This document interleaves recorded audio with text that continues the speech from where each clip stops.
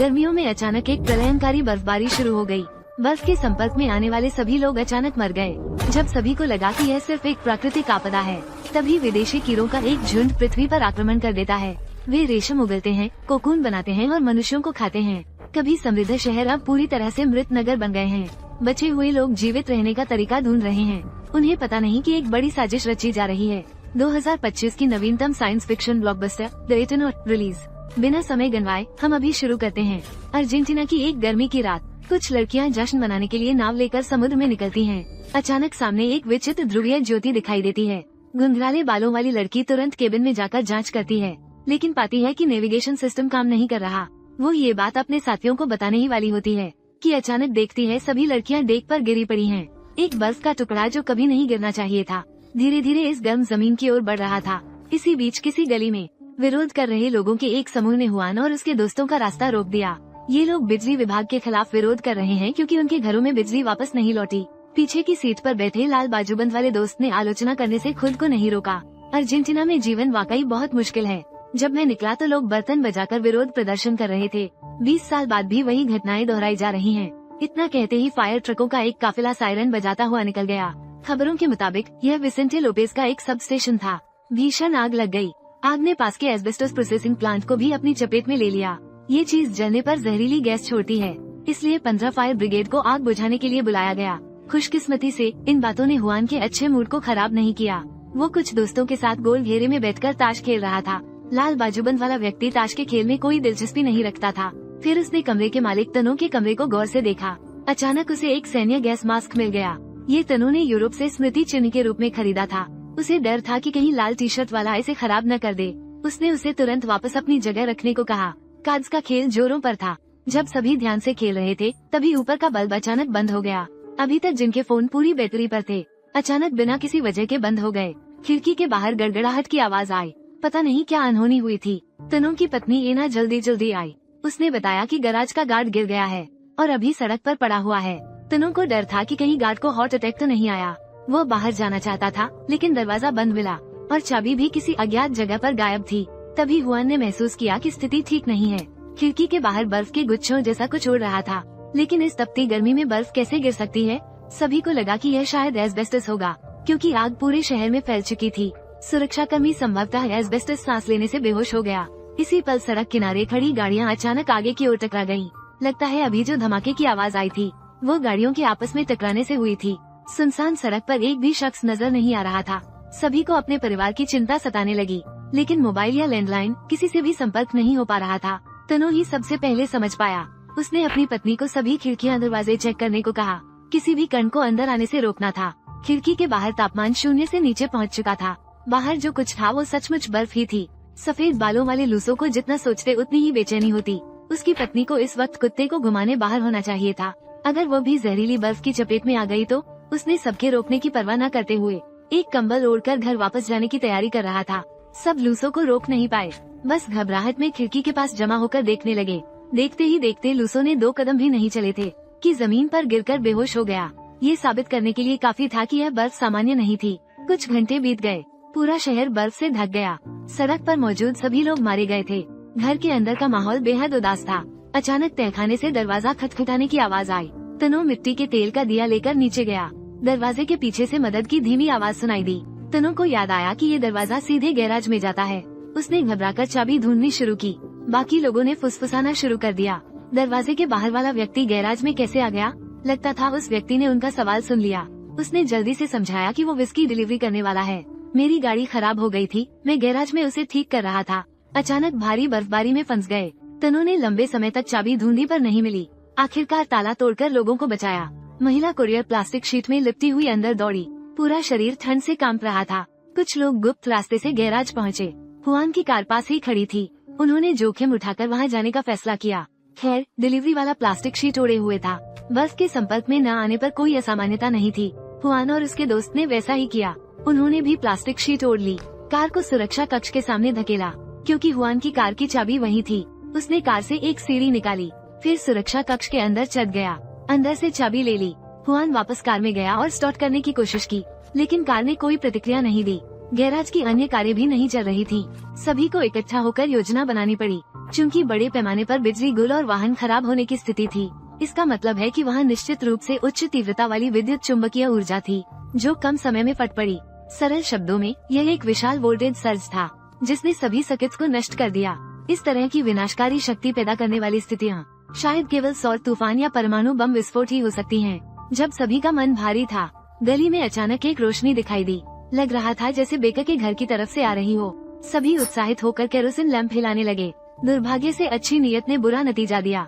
Baker ने गलत समझकर खिड़की खोल दी। अगले ही पल बर्फ के कणों के संपर्क में आकर वहीं मर गया। इस समय तक आसमान सुबह होने वाला था। हुआन की बेटी को सुबह दौड़ने की आदत थी। उसे किसी भी हाल में उसे बचाना था। सभी जानते थे कि हुआन को रोका नहीं जा सकता, केवल उपलब्ध सीमित उपकरणों का उपयोग कर सकते थे। उसके लिए एक सरल सुरक्षात्मक सूट जोड़कर तैयार किया। हुआन तैयार हो गया, भारी कदमों से चल पड़ा। उसने लूसो की लाश को पार करते हुए आगे बढ़ना जारी रखा। हर कुछ मीटर पर कई लाशें दिखाई देती थीं। बर्फ से ढके इस छोटे से शहर में मौत की बदबू थी। हुआन के जाते ही कम तापमान के कारण उसे भ्रम होने लगा। उसे लगा जैसे कोई उसके पीछे है। घबराया हुआ हुआन अपने कदम तेज कर देता है। पास के रेलवे स्टेशन में घुस जाता है। सबसे पहले नजर आता है आधे रास्ते में रुकी हुई एक ट्रेन। खुले डिब्बों के अंदर असंख्य लाशें बिखरी पड़ी थीं। सौभाग्य से अंदरूनी हिस्से में कुछ जीवित लोग थे। हुआन को देखकर वे खिड़कियां पीटकर मदद मांगने लगे। डिब्बे में बंद लोग घंटों से फंसे हुए थे। अब वे ठंड और भूख से बेहाल थे। बाहर की स्थिति के बारे में भी उन्हें कुछ पता नहीं था। हुआन जानता था कि अकेले वो उन्हें नहीं बचा सकता। उसने बस अपना बैग खोला और एक पानी की बोतल फेंक दी। अब जीवन मृत्यु उनके अपने भाग्य पर निर्भर था। रेलवे स्टेशन से निकलकर हुआन अपनी तलाकशुदा पूर्व पत्नी के अपार्टमेंट पहुंचा। वो अंदर आया और गैस मास्क उतार दिया। अब वो आराम से सांस ले सकता था। इमारत के निवासी मोमबत्तियां लेकर प्रार्थना कर रहे थे। हुआन ने इन लोगों को नजरअंदाज करते हुए अपनी पूर्व पत्नी के दरवाजे पर पहुंचा। उसने देखा कि दरवाजा खुला था और ताला नहीं लगा था। कमरा अस्त व्यस्त था। उसकी पत्नी और बेटी कहीं नजर नहीं आ रही थी। तभी ड्राइंग रूम से चीजें हिलने की आवाज आई। हुआन ने सोचा कि घर में चोर घुस आया है। उसने तुरंत जाकर उसे पकड़ लिया और पूछताछ की। चोटी वाले आदमी ने समझाया, इरीना, आपकी पूर्व पत्नी ने मुझे दवाई लेने भेजा है। ये सुनते ही हुआन के हाथ पर ठंडक महसूस हुई। दरअसल वो लड़के के कपड़ों से गिरा बर्फ था, जो उसकी त्वचा पर गिरा था। हुआन ने घबराकर अपने हाथ को देखा, लेकिन उसके शरीर में कोई असामान्यता नहीं हुई। इरीना ने अनावश्यक लोगों को बाहर निकाल दिया और समझाया कि बेटी क्लारा कल रात सहपाठी के घर गई थी। अभी फोन की बैटरी खत्म हो गई है और बंद हो गया है। क्लारा द्वारा भेजा गया पता भी नहीं देखा जा सकता। इरीना को सिर्फ याद है कि उसकी सहपाठी का नाम लूना था। ये सुनकर हुआन स्कूल जाने का फैसला करता है। वहाँ निश्चित रूप से सभी छात्रों के पते मौजूद होंगे। वो अपना सामान लेकर जाने के लिए तैयार होता है, लेकिन देखता है कि पड़ोसी दरवाजे पर जमा हो गए हैं। सुना है तुम जहरीली बर्फ को छूने के बाद भी सुरक्षित हो, क्या तुम्हें इसकी प्रतिरक्षा है? हुआन बिना सोचे समझे बताता है कि जहरीली बर्फ गिरने के बाद उसकी ताकत धीरे धीरे कम हो जाती है। ये कहकर वो अपनी पत्नी का हाथ पकड़कर जाने लगता है। अचानक एक गंजा आदमी रास्ते में आ खड़ा होता है। हुआन से गैस मास्क सौंपने को कहता है, क्योंकि इमारत में मीठे पानी का भंडार खत्म हो रहा है। उन्हें पीने का पानी ढूंढने बाहर जाना होगा। हुआन दिखावटी तौर पर मान जाता है। झुककर मास्क निकालने का नाटक करता है। असल में बैग से पिस्तौल निकाल लेता है। हुआन दबंगों को डराकर तेजी से वहाँ से निकल जाता है। यह नहीं सोचा था कि गंजा आदमी भी घर जाकर हथियार ले आएगा। दोनों पक्षों के बीच तुरंत गोलीबारी छिड़ गई। हुआन ने गंजे आदमी से निपटते हुए एक अपार्टमेंट में छिप गया। उसने दरवाजे को रोकने के लिए अलमारी का इस्तेमाल किया। अपनी पत्नी को जलरोधक सामान लाने को कहा। इसी बीच गंजा आदमी दरवाजे तक पहुंच चुका था। वो दरवाजे पर गोलियां दाग रहा था। हुआन ने खिड़की के बाहर एक पिकअप ट्रक देखा। उसे समझ आया कि इस पर चढ़कर भागा जा सकता है। उसने अपनी पत्नी के खुले हिस्सों को ढकने में मदद की। उसके सिर पर गैस मास्क लगा दिया। हुआन ने इरीना को बेटी को ढूंढने भेजने का फैसला किया। खुद गंजे आदमी से लड़ने रुका। इरीना के जाते ही दरवाजा तोड़ दिया गया। हुआन ने बाएं हाथ में प्लास्टिक बैग और दाएं में कुर्सी पकड़ी। इससे अपनी रक्षा करो। नहीं नहीं। हुआन ने सिर पर प्लास्टिक लपेटकर खिड़की से कूदकर भाग गया। प्लास्टिक बैग हवा रोक देता है। ऑक्सीजन की आपूर्ति मुश्किल हो जाती है। वो जल्द ही ऑक्सीजन की कमी से बेहोश हो गया। दृश्य बदलता है और फिर तनो के पास वापस आता है। हुआन के जाने के बाद भी सब अभी भी घर में दुबके हुए हैं। तनो बहुत सावधानी से काम करता है। नल के पानी को जहरीली बर्फ से दूषित होने से बचाने के लिए सिर्फ बोतलबंद पानी पीने देता है, लेकिन घर में शुद्ध पानी का स्टॉक सीमित है। बस हुआन के लौटने का इंतजार करना होगा। मास्क पहनकर पास की सुपरमार्केट से सामना जमा करने जाना होगा। इंतजार के दौरान तनु ने दरवाजे खिड़कियों को एक एक कर मजबूत किया। साथ ही शिकार की बंदूक भी निकाल ली, आपात स्थिति के लिए। डिलीवरी वाली ने हथियार देखकर बहुत उत्सुकता दिखाई। तुरंत उठाकर चलाने का अभिनय किया।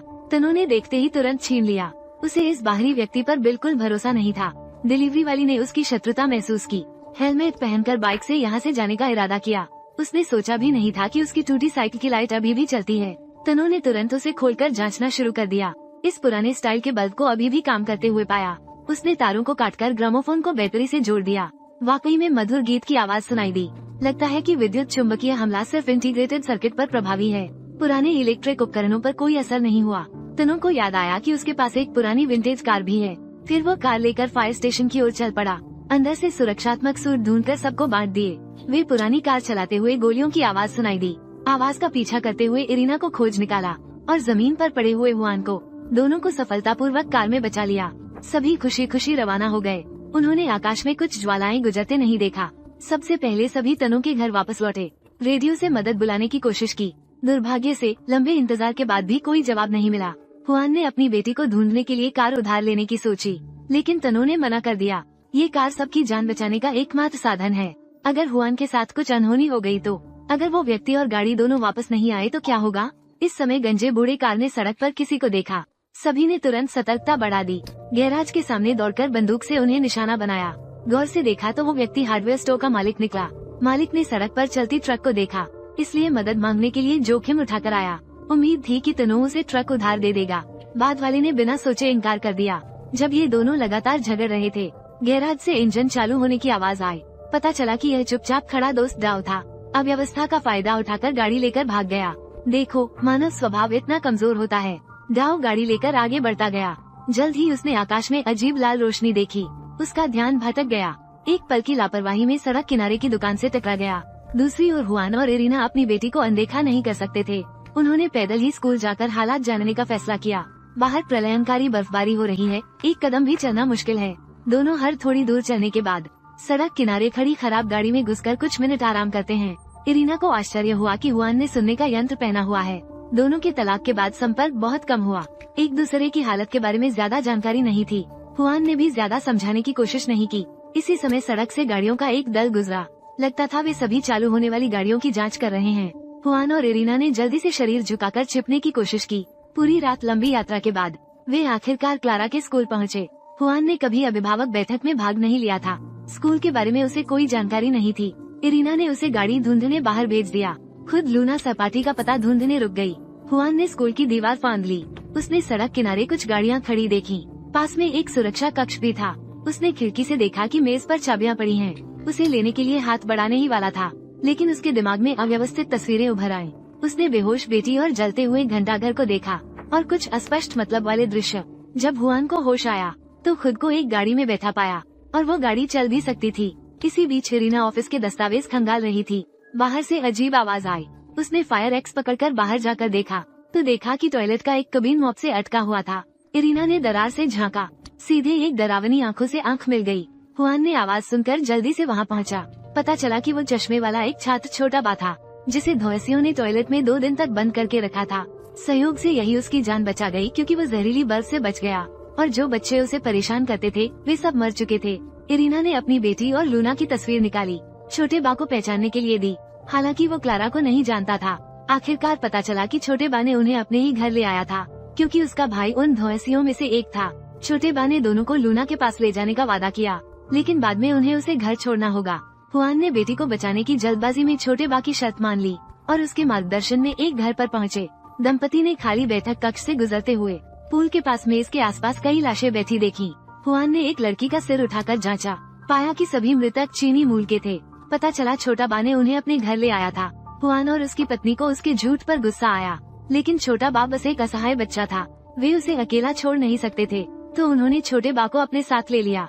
इरीना ने जल्दी ही महसूस किया कि यह लड़का बुखार से पीड़ित है, इसलिए उसने हुआन को फार्मेसी के पास रुकने के लिए मना लिया।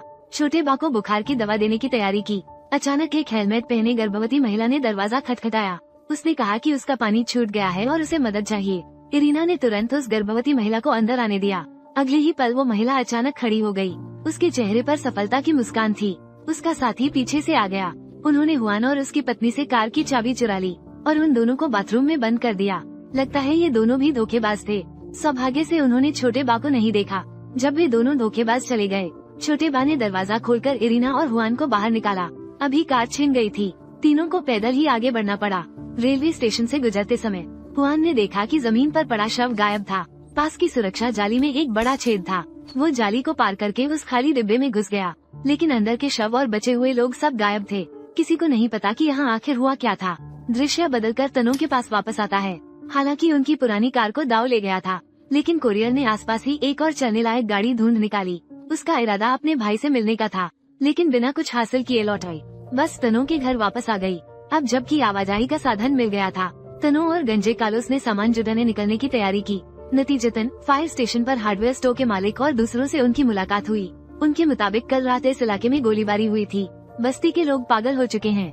हर तरफ सामान लूटा जा रहा है, इसलिए वे मुख्य सड़क को बंद करके बैरिकेड लगाने वाले हैं। इस पूरे इलाके को सील कर देंगे। हार्डवेयर स्टोर के मालिक ने तनु को सोचने को कहा। क्या वे गैराज छोड़कर नए बने रेजिडेंट्स एसोसिएशन में शामिल होना चाहेंगे? तनु इस समूह के साथ गठबंधन नहीं करना चाहता था। क्या तुम जानते हो वे कितने समय तक शांति से रह पाएंगे? 2 सप्ताह बाद वे एक दूसरे को मारने लगेंगे। जब तानो बेहद बेचैन था, रेडियो ने अचानक सिग्नल पकड़ लिया। ये सिग्नल उरुग्वे के सेरो चाटो से आ रहा था। दूसरी तरफ के व्यक्ति ने दावा किया कि पूरा महाद्वीप जहरीली बर्फ से प्रभावित हो चुका है। लगता है उन्हें जल्दी कोई बचाव दल नहीं मिलेगा। तानो छत पर चढ़कर एंटीना ठीक करने लगा। वो देखना चाहता था कि क्या अन्य क्षेत्रों के सिग्नल मिल सकते हैं, लेकिन उसके हाथ का कंपास लगातार डगमगा रहा था। इसका मतलब था कि पृथ्वी का चुंबकीय क्षेत्र अस्थिर हो गया है। रेडियो सिग्नल भी प्रभावित होंगे। इसी बीच हुआन और उसकी पत्नी तानो के घर लौट आए। उन्हें न तो अपनी बेटी मिली, बल्कि वे एक अजनबी को साथ ले आए। तानो को कोई परवाह नहीं थी कि हुआन क्या करना चाहता है।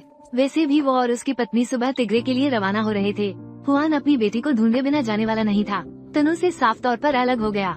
दूसरी तरफ गर्भवती का बहाना करने वाले वो डकैत एक पेट्रोल पंप के बाहर गाड़ी में ईंधन भरवाया। अचानक टेंट के पीछे से अजीब आवाज आई। आदमी टॉर्च लेकर जांचने गया। एक काली परछाई को धीरे धीरे उठते देखा। तभी गाड़ी में बैठी औरत ने जोरदार धमाका सुना। एक अज्ञात जीव ने जोर से गाड़ी पर हमला किया। दिल दहला देने वाली चीखों ने रात की खामोशी तोड़ दी। गाड़ी टक्कर से पहाड़ी से नीचे लुढ़क गई। अगली सुबह तनु और दूसरों ने लूसो को दफनाया, सामान बांधकर जाने की तैयारी की, जबकि हुआन ने अकेले ही बेटी को ढूंढने जाने का फैसला किया। आना की मदद से उसने फोन बुक निकाली। लूना का पता ढूंढने में कामयाब रहा। हैरानी की बात यह कि वो लड़की राजधानी संघ में रहती थी। आखिरकार तनु ने गाड़ी से हुआन का पीछा किया। अपने पुराने दोस्त के साथ क्लारा को ढूंढने जाने का फैसला किया। फिर एक साथ द्वीप पर शरण लेने जाएंगे। वो इस प्रलयंकारी बर्फबारी की वजह से 38 साल लंबी दोस्ती खोना नहीं चाहता था। तनु एक भौतिकी विशेषज्ञ होने के नाते इस जहरीली बर्फ के बनने के बारे में कुछ अनुमान लगा रहा था। उसने हुआन से पूछा कि क्या उसने वैन एलन विकिरण बेल्ट के बारे में सुना है। ये पृथ्वी के चारों ओर घूमने वाला रेडियोधर्मी कणों का घेरा पृथ्वी के ध्रुवों के चुंबकीय बल द्वारा रोका जाता है, जो पृथ्वी की रक्षा करने वाली एक ढाल बनाता है, जैसे सोलर विंड से। लेकिन अगर ध्रुव गायब हो जाएं, तो ये रेडियोधर्मी कण हम पर गिरेंगे। ये बर्फ के टुकड़े वैन एलन बेल्ट के अंश हैं। गाड़ी ज्यादा दूर नहीं गई थी कि रास्ता जाम हो गया। ऊंचे पुल के नीचे ढेरों खराब गाड़ियां जमा थीं। साफ दिख रहा था कि यह सिर्फ इंसानी ताकत से नहीं हुआ। हुआन ने एक तरफ घूमकर देखा कि एक गाड़ी की लाइट जल रही है। वो उधर रनकर जाने ही वाला था। गश्त लगाने के लिए वाहनों का एक दल आसपास पहुंचा। गाड़ी में बैठे सैनिकों ने उन्हें तुरंत घर लौटने को कहा। बताया कि शहर के अंदर प्रवेश पर प्रतिबंध लगा दिया गया है। मई कैंप में राहत कर्मियों को संगठित किया जा रहा है। दोनों को लगा कि सेना को जरूर काफी अंदरूनी जानकारी है। उन्होंने चुपके से गाड़ी चलाकर उनका पीछा करने का फैसला किया। देखा तो वाहन दल थोड़ी दूर पर रुका हुआ था। हुआन ने वहां जाकर हालात पूछने की सोची। अचानक कुछ सैनिकों ने बंदूकें उठाकर गोलियां बरसानी शुरू कर दी। चारों तरफ पत्थर की दीवारों पर खड़ी गाड़ियां एक के बाद एक धड़ाम से गिरने लगीं। तनु ने धुंधली नजर से कुछ राक्षसों को वहां इधर उधर भागते देखा। यानी सैनिक उन पर नहीं, बल्कि ऊंची दीवार पर चढ़े उन राक्षसों पर गोलियां चला रहे थे।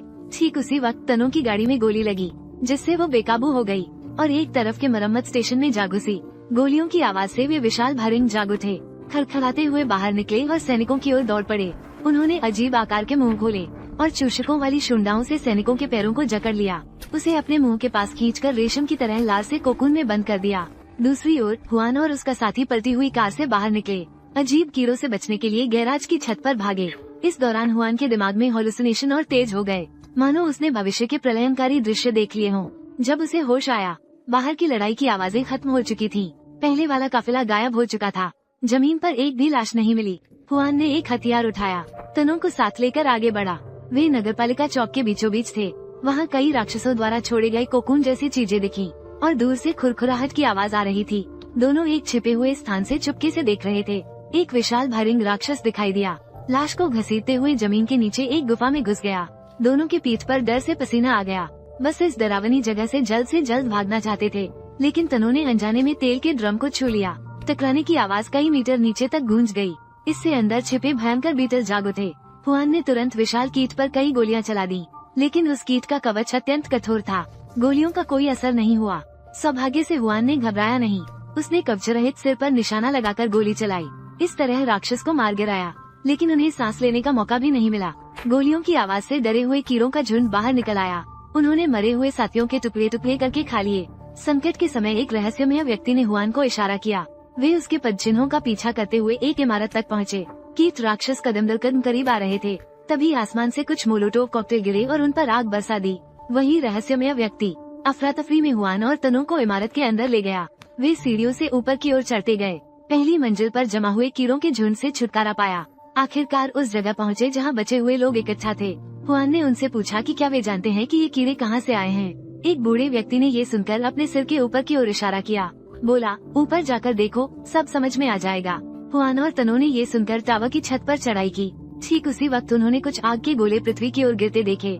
ये राक्षस दरअसल अंतरिक्ष से आए हुए मेहमान थे। तो यह जहरीली बर्फबारी अब सिर्फ एक मौसमी समस्या नहीं थी, बल्कि एलियंस द्वारा पृथ्वी पर आक्रमण का एक खास तरीका था। क्योंकि घंटाघर के बाहर के कीड़े जाने का नाम नहीं ले रहे थे, हुआन और तनु को वही रात गुजारनी पड़ी। उन्होंने नक्शा खोलकर पुष्टि की। लूना का घर यहाँ से लगभग 15 ब्लॉक दूर था।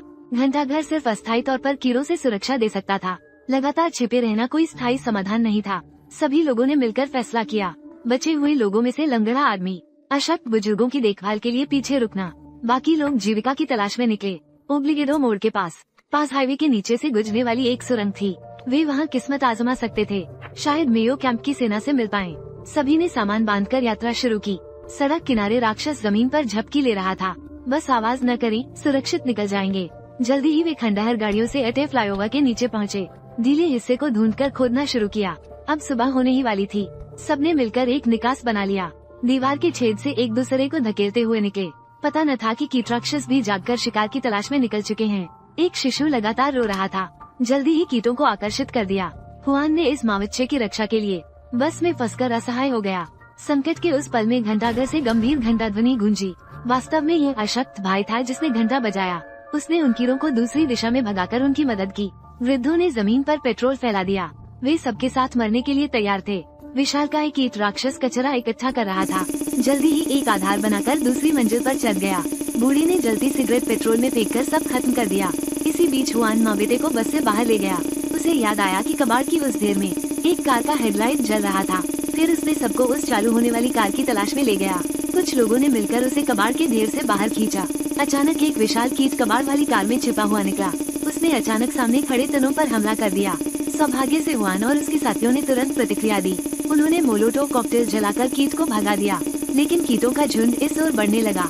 हुआन ने गोलियां चलाते हुए सबको कार में चढ़ने का कवर दिया। ऊंचे पुल पर लगा हुआ विज्ञापन बोर्ड विशालकाय कीड़े के टकराने से जोरदार धमाके के साथ गिर गया। हुआन ट्रक के पिछले हिस्से में बैठकर पीछे देख रहा था। दूर जलते हुए घंटाघर को देखा, ठीक वैसे ही जैसा उसने अपने भ्रम में देखा था। कुछ देर बाद पिकअप ट्रक तानों के मोहल्ले से गुजरा। उसे अपनी पत्नी की सुरक्षा की बहुत चिंता थी। तुरंत गाड़ी से कूदकर घर की जांच के लिए दौड़ा। हुआन को मजबूरन बचे हुए लोगों से विदा लेनी पड़ी। तानों का पीछा करते हुए वापस घर की ओर भागा। रास्ते में उसने छत पर बंदूक लिए पहरेदार को देखा। लगता है यहाँ भी 80% संभावना से राक्षस आ गए हैं। हुआन बेहद जल्दबाजी में तानों के घर पहुँचा, लेकिन देखा कि क्लारा उसकी पूर्व पत्नी की गोद में सोई हुई है। उसने तुरंत इरीना से पूछा, बेटी को कैसे ढूंढा? ये हमें खुद मिल गई। तानों ने देखा कि सब लोग इकट्ठे हो चुके हैं, तो फिर तुरंत द्वीप पर शरण लेने चलते हैं। लेकिन समस्या यह है कि गाड़ी में सीमित जगह है, इतने सारे लोगों को नहीं ले जा सकते। ठीक इसी वक्त समिति के लोग बिन बुलाए या धमके उनका मूल इरादा तनों को अपने साथ ले जाने का था। लेकिन जब उन्हें पता चला कि ये लोग शहर छोड़ने वाले हैं, समिति ने एक मोटरहोम देने की पेशकश की। बदले में तनों को गैराज की चाबी सौंपनी थी, ताकि वे उसे अस्थायी मुख्यालय बना सकें। चूँकि तनों ने शहर छोड़ने का फैसला कर ही लिया था, गैराज की चाबी रखने का कोई खास फायदा नहीं था, इसलिए उसने समिति की शर्त मान ली। मुख्य पात्र ने तुरंत सामान बांध लिया। वे 2 अलग अलग गाड़ियों में सवार होकर निकल पड़े। आसपास के पड़ोसी विदा देने के लिए बाहर आ गए। तनों ने नक्शे से रास्ता तय किया, लेकिन जब वे बंदरगाह पहुँचे, उनका दिल बैठ गया। समुद्र का पानी पूरी तरह सूख चुका था। पुल के पास मछली पकड़ने वाला पहले ही मर चुका था। सिर्फ बाल्टी में मछलियाँ ताज़ा ताज़ा उछल रही थी। हुआन को लगा कि शायद उत्तर की ओर जाना जहां नदी चौड़ी हो और नाव चल सके, जबकि कोरियर ने कैंप में जमा होने का सुझाव दिया। अंत में सभी ने पैन अमेरिकन हाईवे से जाने का फैसला किया। फिर सही समय आने पर विस्तार से योजना बनाएंगे। गाड़ी में बैठे गंजे बूढ़े लूसो ने सामने की ओर देखा। विचारमग्न होकर बोले, जब समुद्र का पानी बड़े पैमाने पर पीछे हटता है तो इसका मतलब है सुनामी आने वाली है। समय बर्बाद न करें, सभी तुरंत गाड़ी में बैठें और बंदरगाह छोड़ दें। सड़क पर खराब गाड़ियों से जाम लगा हुआ था। उनमें से एक से घना काला धुआं निकल रहा था। गाड़ी के मालिक के मास्क पर गोली का साफ निशान था, जो दर्शाता था कि उसकी मौत अपने ही लोगों के हाथों हुई। कुछ देर बाद क्लारा होश में आ गई। वो बिल्कुल स्वस्थ लग रही थी, कोई असामान्यता नहीं, लेकिन उसे याद नहीं था कि वो यहाँ तक कैसे पहुँची। इरीना ने बेटी पर ज्यादा दबाव नहीं डालना चाहा। उसने प्राकृतिक रूप से याददाश्त लौटने का इंतजार करने का फैसला किया। इस समय गाड़ी एक बड़े सुपरमार्केट के पास रुकी। प्रवेश द्वार पर आती जाती गाड़ियाँ दिख रही थी। सुपरमार्केट के अंदर भीड़ थी। लगता था यह आसपास का सबसे बड़ा बचे हुए लोगों का अड्डा है। घंटाघर से पहले भागने वाले लोग भी यहाँ छुपे हुए हैं। सुपरमार्केट में पर्याप्त सामग्री भंडारित है। कुछ समय के लिए खाने पीने की कोई चिंता नहीं, लेकिन गंजे कार्लोस ने देखा कि हुआन का मन यहाँ नहीं है। क्लारा के सामने उसका व्यवहार भी अजीब था। मैंने उसे देखा और मेरे मन में एक अशुभ आभास हुआ। ऐसा लगा जैसे ये सब वास्तविक नहीं है। मुझे लगा जैसे मैं एक कृत्रिम दुनिया में हूँ। हुआन को उम्मीद थी कि वो सिर्फ ज्यादा सोच रहा है। रात के खाने के दौरान उसने घंटाघर वालों को संकेत दिया। हमने सड़क पर गोलियों से छलनी हुई एक कार देखी। पता नहीं किसने किया। अब अजनबियों पर भरोसा करना ठीक नहीं। घंटाघर के बचे हुए लोगों ने हुआन को पीछे देखने का इशारा किया। उस मेज पर बैठे लोग सुआरेज जेल से हैं। सभी खतरनाक कैदी हैं। वे निश्चित रूप से उस गोलीबारी वाली कार से जुड़े हैं। हुआन ने उस मेज पर बैठे लोगों को घूर कर देखा। उसे लगा जैसे उसने उन्हें कहीं देखा है। ठीक उसी समय एक लड़का क्लारा से बात करने आया। अचानक उसकी आंखें सूनी हो गईं और उसे दौरा पड़ गया। वो जोर जोर से अपने सिर पर मुक्के मारने लगा। इरीना ने जल्दी से अपनी बेटी को सहारा देकर आराम करने की जगह ढूंढी। तनु ने इस मौके का फायदा उठाकर हुआन को बताया, क्लारा में कुछ अजीब सा है। अभी बंदरगाह पर पहुंचने के बाद मैंने अपने जहाज पर नौवहन डायरी ढूंढी। पता चला कि क्लारा ने उस छोटी नाव को चलाया था, क्योंकि डायरी पर उसके हस्ताक्षर थे। और जब क्लारा तनु के घर पहुंची, उसने नाव वाला ही सर्दी से बचाव वाला सूट पहना हुआ था। उसकी यह अज्ञात याददाश्त खोना वाकई अजीब है। शाम को गंजे कार्डिनल को नींद नहीं आ रही थी, तो वो कुछ युवाओं के साथ गपशप करने लगा। जब बातचीत जोश में आई, उसने गोदाम से कुछ अच्छी शराब निकालने का सोचा। कार्डिनल ने जल्दी ही एक ब्लू लेबल विस्की की बोतल ढूंढ निकाली। एक घूंट पीने से खुद को रोक नहीं पाया। अचानक गोदाम के दरवाजे से अजीब आवाज आई। दृश्य बदलकर अगली सुबह आता है। गहरी नींद में सोया हुआ हुआन भीड़ के शोर से जाग गया। वो सबके पीछे पीछे दरवाजे तक गया। देखा कि कई दिनों से चल रहा प्रलयंकारी बर्फबारी का तूफान आखिरकार रुक गया है। धूप ने बर्फ से ढकी धरती को रोशन कर दिया। इसने अनगिनत लोगों को आशा दी। छोटा बास सबसे पहले बाहर निकला ताजी हवा में सांस लेने। ये देखकर बाकी लोग भी बाहर निकलने के लिए होड़ करने लगे। तनु ने हिचकिचाते हुए कंपास निकाला। देखा कि उत्तर दक्षिण ध्रुव पूरी तरह उलट गए हैं। इसका मतलब समझने से पहले ही एना को अचानक एहसास हुआ कि गंजा लूसो गायब है। सबने हर तरफ ढूंढा, सिर्फ जमीन पर खाली विस्की की बोतल पड़ी मिली। तभी बाहर गोलियों की आवाज सुनाई दी। कुछ मास्क पहने लोग कार लेकर सुपरमार्केट के सामने आए। बिना कुछ कहे बचे हुए लोगों पर गोलियां बरसाने लगे। सभी लोग बिना सिर के मक्खियों की तरह इधर उधर भाग रहे थे। हुआन ने काउंटर के पीछे इरीना को खोज निकाला और पता चला कि क्लारा और एना अभी भी बाहर हैं। उसने और तनु ने तुरंत बंदूकें उठाई और उन्हें ढूंढने निकले। जबरदस्त गोलीबारी के बाद हुआन ने लगातार 2 गोलियां चलाकर 2 मास्क पहने लोगों को मार गिराया, जबकि एना की जान गोलीबारी में छर्रे से घायल हो गई। तनु बेचैनी से अपनी पत्नी के पास डटा रहा। हुआन को मास्क पहने शव के पास जाते देख उसने उसका मास्क खींचकर उतार दिया। एक मध्यम आयु की महिला का चेहरा सामने आया। उसकी गर्दन पर 3 बच्चों का लॉकेट लटक रहा था। इतनी साधारण सी दिखने वाली महिला यह इतनी बर्बर गोलीबारी में क्यों शामिल हुई? हुआन को अपनी बेटी को ढूंढने का मौका भी नहीं मिला कि उसने गंजे बूढ़े कारों को सेना के ट्रक में वापस आते देखा। कल रात वो शराब की एक घूंट पीते ही बेहोश हो गया था। जब होश आया तो खुद को ब्यून रोड के पास पड़ा पाया। सहयोग से मेयो कैंप के सैनिकों ने उसे उठा लिया। लाओका को याद था कि सभी कैंप वालों से मिलना चाहते थे। उसने सेना को सुपरमार्केट वापस जाने का रास्ता दिखाया। बचे हुए लोगों ने अपना सामान समेटा। सेना की पिकअप में बैठकर चले गए। हुआन जितना सोचता उतना ही असहज महसूस करता। लाओका इतनी दूर सड़क किनारे क्यों पड़ा था और अचानक याददाश्त का एक हिस्सा खो गया था? ये लक्षण क्लारा जैसे ही थे। दुर्भाग्य से उसके समझ पाने से पहले ही पिकअप मेयो कैंप पहुंच गई। दूसरी ओर बचा हुआ मास्कधारी सुपरमार्केट से निकला। एक अंधेरी सुरंग में चला गया। अंधेरे में छिपे विचित्र कीड़ों ने उसे देखा और हैरानी से एक रास्ता दे दिया। आखिर ये क्या माजरा था? घटनाएं और भी रहस्यमय होती जा रही थी। देखते देखते हुआन को मेयो कैंप में कुछ समय बीत चुका था।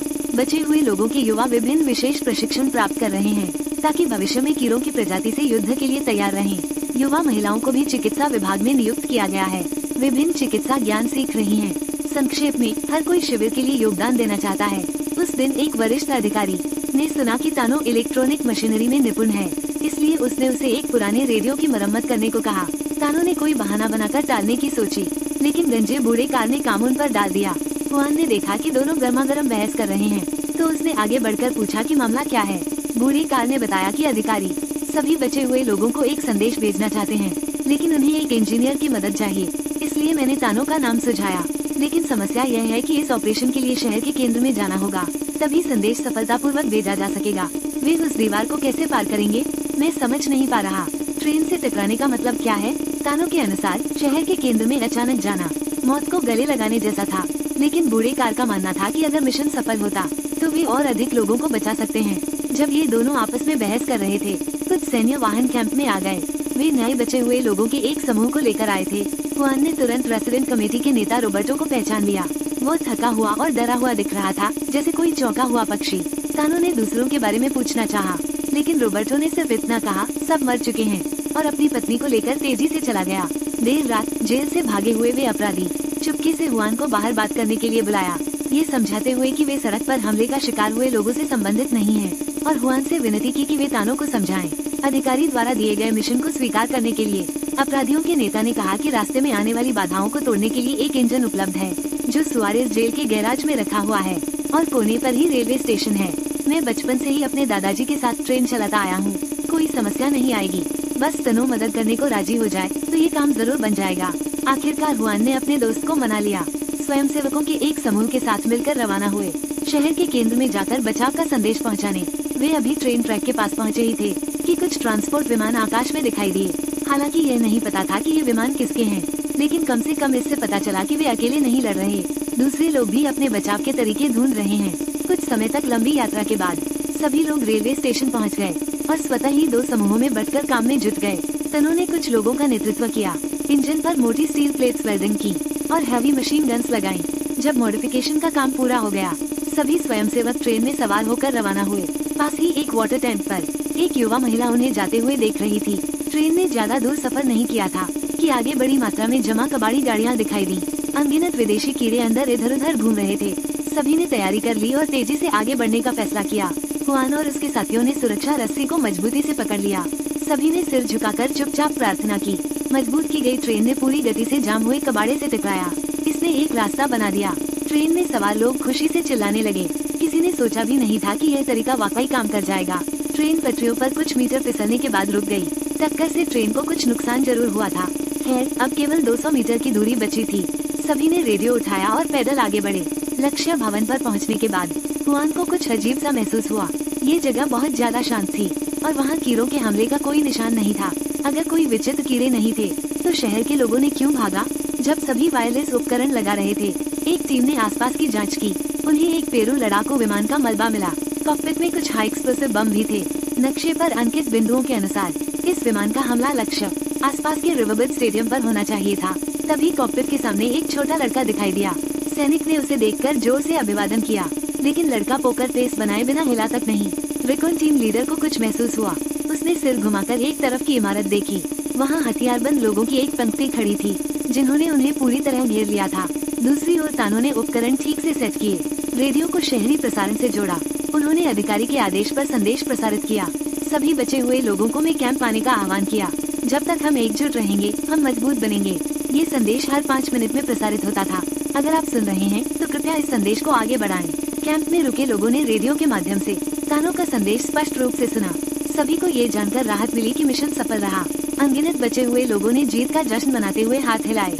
हालांकि गंजे बूढ़े कालोस ने अचानक देखा, पास ही में रिवरबेड स्टेडियम से एक विचित्र रोशनी निकल रही थी। हुआन ने ये देखकर अधिकारी को रोक लिया। उससे पूछा कि क्या वहाँ जांच के लिए किसी को भेजना चाहिए, लेकिन अधिकारी ने साफ मना कर दिया, क्योंकि विमान की तलाश में भेजा गया दल अभी तक वापस नहीं आया था। वो अपने लोगों को फिर से जोखिम में नहीं डालना चाहता था।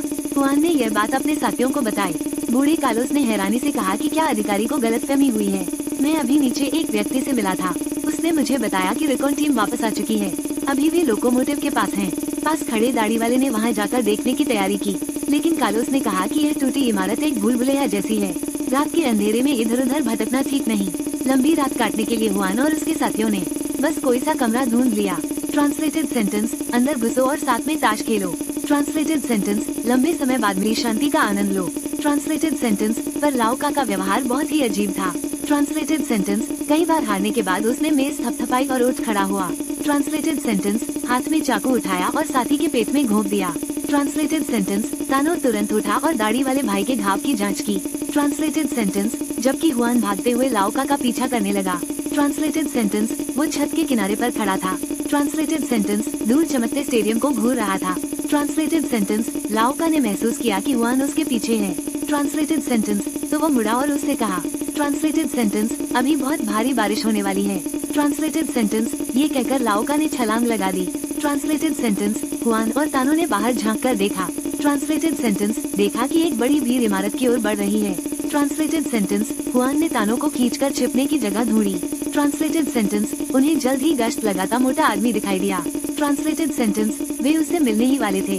ट्रांसलेटेड सेंटेंस, अचानक मोटे आदमी ने उनकी ओर इशारा करके चिल्लाना शुरू कर दिया। ट्रांसलेटेड सेंटेंस, जिससे वे अज्ञात पहचान वाले लोग उनका पीछा करने लगे। हुआन और उसके साथी भागते रहे। उन्होंने दरवाजा बंद करके भीड़ को रोका। अस्त व्यस्त होकर ट्रेन ट्रैक के पास पहुँचे। देखते ही देखते वे दंगाई पीछे आ गए। सौभाग्य से ट्रेन चलाने वाला कैदी समय पर आ गया। उसने ट्रेन शुरू की और सबको लेकर भागा। आते समय पूरी टीम थी। अब ज्यादातर का दिमाग खराब हो चुका था। ट्रेन के पीछे मारोकाटो चिल्लाते हुए दौड़े। केवल हुआन और कुछ लोग ही सचेत थे। तनो कैंप वापस जाकर रिपोर्ट करना चाहता था, लेकिन हुआन और कैदी रिवरबर्ड स्टेडियम जाने की योजना बनाई, ये पता लगाने की वो रहस्यमय रोशनी कहाँ से आ रही है। कार्रवाई से पहले कैदी ने तनो को ट्रेन चलाने की बेसिक जानकारी दी। सब कुछ समझाने के बाद वो हुआन के साथ तुरंत स्टेडियम की ओर चला गया। किसे पता था कि वेन्यू के पास पहुंचते ही गोलियों की आवाज सुनाई दी। दोनों सावधानी से जांच करने गए। दूर ही लोगों की भीड़ दिखाई दी। ये लोग शूटिंग का अभ्यास कर रहे थे। अजीब बात ये थी कि उनके चारों ओर विशाल कीड़े थे, लेकिन दोनों पक्ष एक दूसरे को बिना परेशान किए शांति से रह रहे थे। ये दृश्य बेहद भयावह लग रहा था। हुआन और कैदी ने भीड़ से बचकर स्टेडियम के पास की इमारत में घुस गए। हुआन को अंदर आते ही एहसास हुआ, ये जगह उसने अपने दिव्य दृष्टि में पहले ही देखी थी। वे अस्पष्ट दृश्य वास्तव में भविष्य के बारे में संकेत थे। हुआन ऊंचाई से नीचे देखा। उसने देखा कि मनुष्यों और कीड़ों ने मिलकर एक मिश्रित गठन बनाया था, जिसमें उनके पुराने साथियों की संख्या थी। यहाँ तक कि उनकी बेटी क्लारा भी उसमें शामिल थी। तभी एक रहस्यमयी रोशनी वाले मंडप के अंदर से एक अजीब आकार के हाथ निकले। उसने कुछ संकेत किए और गठन में खड़े लोग तुरंत स्थिर हो गए। स्पष्ट था कि ये मनुष्य एलियंस के नियंत्रण में आ चुके थे। फिल्म का मुख्य भाग यहीं अचानक समाप्त हो गया। हालांकि हम मूल किताब के आधार पर थोड़ा विवरण दे सकते हैं। वास्तव में मई कैंप शुरू से अंत तक एक साजिश था। एलियंस ने पहले ही वरिष्ठ अधिकारियों को नियंत्रित कर लिया था, जानबूझकर मानवों को इकट्ठा होने दिया। ये कदम उन्हें मानसिक रूप से नियंत्रित करने के लिए था, ताकि ये बचे हुए लोग कठपुतलियां बन जाएं। और हुआन को माया दिखाई देने का कारण ये था कि वो शाश्वत यात्री वंश का था, जो समय और अंतरिक्ष की अराजक धाराओं में यात्रा कर सकता था, भविष्य और अतीत में स्वतंत्र रूप से आ जा सकता था। मूल कहानी में हुआन की एलियन सभ्यता के खिलाफ पहली लड़ाई विफल रही। पूरी दुनिया में उसके अलावा सभी लोग पूरी तरह कठपुतलियां बन गए। इसलिए हुआन एलियन आक्रमण से पहले के समय में चला गया, ताकि वो इस आपदा को रोक सके। हालांकि समय यात्रा ने उसकी याददाश्त को क्षतिग्रस्त कर दिया। जो असफलताएं उसने पहले झेली थी, वे सभी टुकड़ों में बिखरी हुई तस्वीरें बन गयी। हुआन इन मायाओं का अर्थ नहीं समझ पाया, जिसके कारण ये बचाव योजना फिर से उसी गलती का शिकार हुई और अंत में फिर विफल रही। ये सब पहले सीजन की कहानी थी।